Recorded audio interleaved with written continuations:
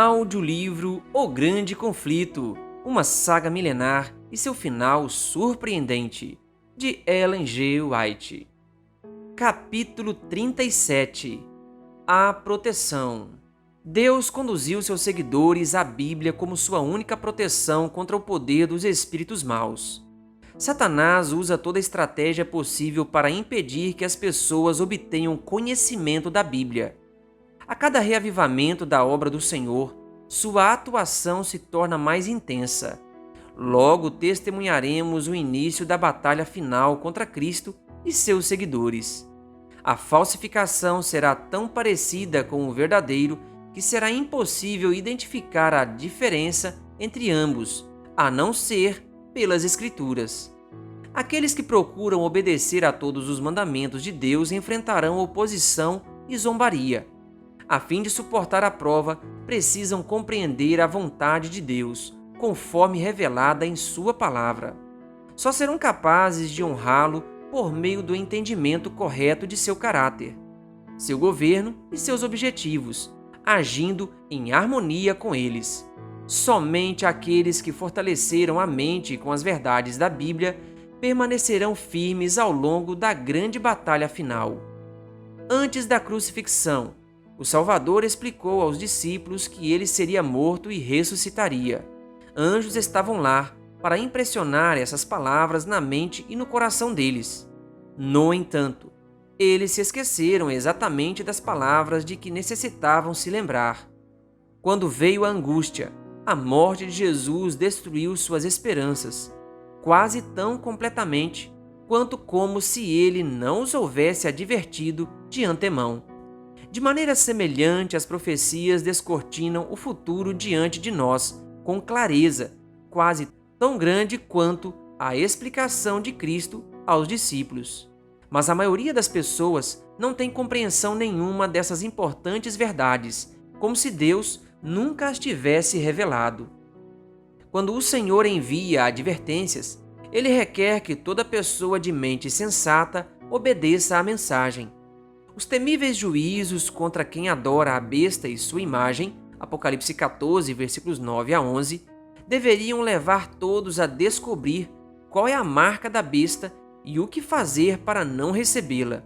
Mesmo assim, a maioria dos seres humanos não quer a verdade bíblica, pois é contrária aos desejos do coração pecaminoso. Satanás os supre com os enganos que tanto amam. Entretanto, Deus terá um povo que vai considerar a Bíblia, e a Bíblia somente, o padrão de todas as doutrinas e a base de todas as reformas. A opinião dos eruditos, as conclusões da ciência, as decisões de concílios eclesiásticos, a voz da maioria, nenhum desses, nem todos eles reunidos, devem ser usados como evidência a favor ou contra qualquer doutrina. Devemos exigir um claro "assim diz o Senhor". Satanás leva as pessoas a olhar para pastores e professores de teologia como guias, em vez de buscar as Escrituras por conta própria. Ao controlar esses líderes, consegue influenciar a maioria. Quando Cristo veio, o povo comum o ouviu com alegria. Mas os principais sacerdotes e os líderes da nação se encheram de preconceito, rejeitando as evidências de que ele era o Messias. As pessoas indagavam: como nossos governantes e escribas, tão esclarecidos, não creem em Jesus? Mestres assim levaram a nação judaica a rejeitar seu Redentor. Exaltação da autoridade humana. Cristo previu que as pessoas exaltariam a autoridade humana para governar sobre toda a consciência. Em todas as eras, essa tem sido uma terrível maldição. Como apelo às gerações futuras, a Bíblia registrou advertências para que não seguíssemos líderes cegos. A Igreja Católica Romana ensina que somente seu clero tem o direito de interpretar as Escrituras. Embora a Reforma tenha aberto as Escrituras para todos, os mesmos princípios que Roma defendia impedem multidões nas igrejas protestantes de examinar a Bíblia por conta própria. São ensinados a aceitar seus ensinos conforme interpretados pela Igreja. milhares não ousam aceitar nada, por mais claro que esteja nas Escrituras, que contrarie seu credo. Muitos estão prontos a confiar seu destino eterno ao clero. Quase não prestam atenção aos ensinos do Salvador. Por acaso os ministros são infalíveis? Como podemos confiar neles para nos guiar, a menos que conheçamos a palavra de Deus, da qual são portadores de luz? A falta de coragem moral leva muitos a seguir os eruditos, tornando-se desesperadamente apegados ao erro. Veem a verdade para este tempo na Bíblia e sentem que o poder do Espírito Santo acompanha sua proclamação, porém permitem que os líderes religiosos os afastem da luz. Satanás aprisiona muitos de seus seguidores ao atá-los com os fios de seda do afeto aos inimigos da cruz de Cristo. Essa ligação pode acontecer com pais, irmãos ou irmãs, marido ou esposa, ou ainda amigos. Sob a influência deles, muitas pessoas não têm coragem de obedecer às suas convicções daquilo que é certo. Muitos alegam que não faz diferença aquilo em que se crê, se a pessoa levar uma vida decente. No entanto, a vida é moldada pela fé. Se a verdade está ao nosso alcance e a negligenciamos, na verdade, a estamos rejeitando, escolhendo as trevas em lugar da luz. A ignorância não é desculpa para o erro ou o pecado quando temos todas as oportunidades de conhecer a vontade de Deus. Um viajante chega a um local onde há várias entradas e uma placa informando para onde cada uma delas leva.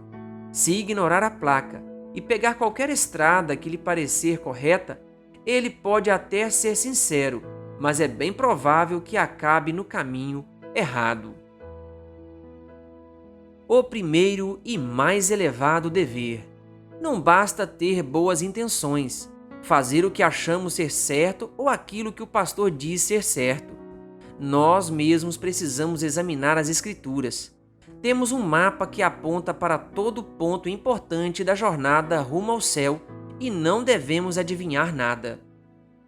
É o primeiro e mais elevado dever de toda pessoa racional aprender com base nas Escrituras qual é a verdade e então andar na luz, encorajando os outros a fazer o mesmo.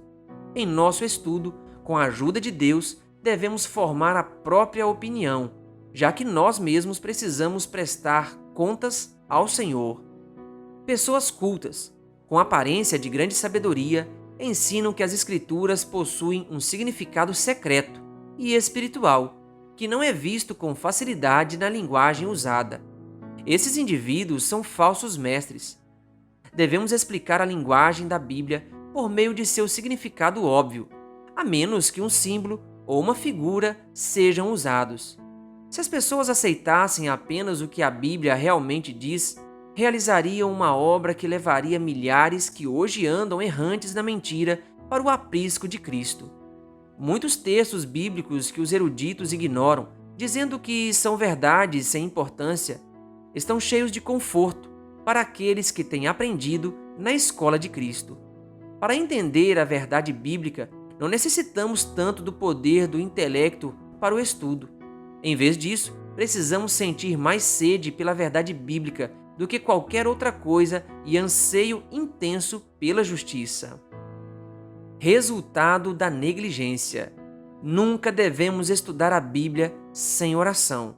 Somente o Espírito Santo pode nos levar a sentir a importância das coisas que compreendemos com facilidade ou nos impedir de distorcer verdades difíceis.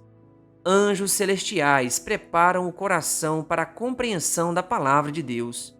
Ficaremos encantados por sua beleza e seremos fortalecidos com suas promessas.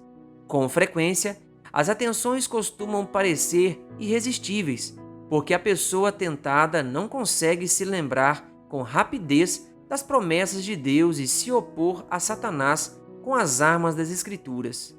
Mas os anjos estão perto daqueles que estão dispostos a aprender e trarão à lembrança as verdades de que necessitam.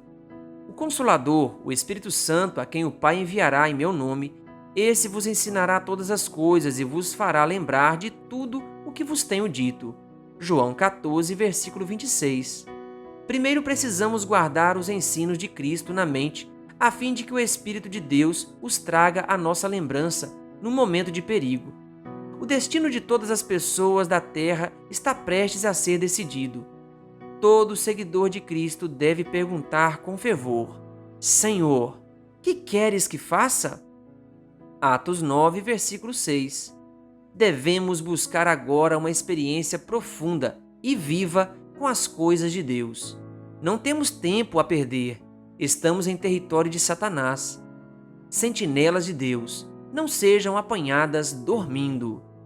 Muitos se parabenizam pelos atos errados que não cometem. Entretanto, isso não é suficiente para que sejam árvores no jardim de Deus. É preciso dar fruto. Nos livros do céu, eles estão registrados como aqueles que ocupam lugar no solo. No entanto, o coração de Deus, cheio de amor longânimo, ainda suplica com aqueles que desprezam sua misericórdia e abusam de sua graça. No verão, não se nota a diferença entre os ciprestes e as outras árvores, mas, quando vêm as tempestades do inverno, os ciprestes permanecem intactos, ao passo que as outras árvores perdem a folhagem.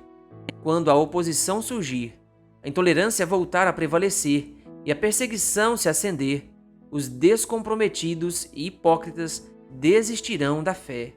Mas os cristãos verdadeiros permanecerão firmes. Sua fé será mais forte e sua esperança ainda mais brilhante do que nos tempos de prosperidade. Ele será como uma árvore plantada junto às águas e que estende as suas raízes para o ribeiro. Ela não temerá quando chegar o calor, porque as suas folhas estão sempre verdes. Não ficará ansiosa no ano da seca, nem deixará de dar fruto. Jeremias 17, versículo 8. Que Deus lhe abençoe. Se você ainda não é inscrito no canal O Bom da Bíblia no YouTube, se inscreva e ative o sininho das notificações.